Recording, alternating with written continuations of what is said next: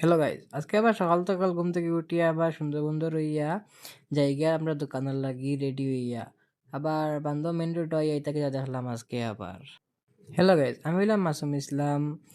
17 বছর বয়স, 12টা খাইছি বাস বাস খাইতে খাইতে জিন্দিগিটা গেছে পুরা কোয়াশ। চলো ব্লগটা শুরু করি আগে দি বাড়ি। তো আটি আটি আজকে আবার আইসি তিমুকা তাই দেখি দোকানটা লাগাইল।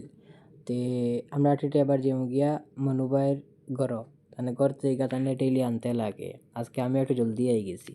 দূরে থেকে দেখি আর ভাই জিনিও আই গেছে।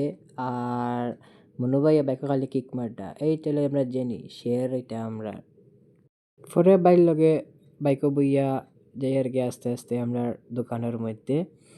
তো ফাইনালি গাইজ আই গেছি আমরা দোকানও। আইয়া দোকানটা আজকে আমি খুলিমু। মজা লাগে দোকান খুলতে, শাটারটা উঠাইতে।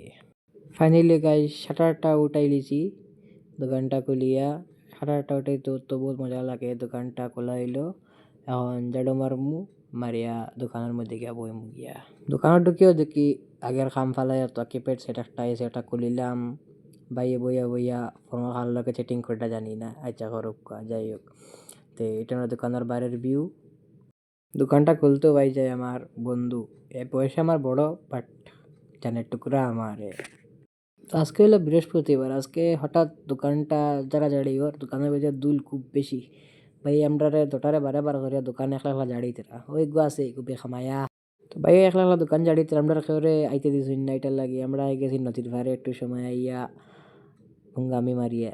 ওই গো আছে ফুঙ্গা ওরে মারিয়া গেছে, জানি না কিতা হয়েছে কি আবার রেস খার খুব বেশি বাইরা তোর।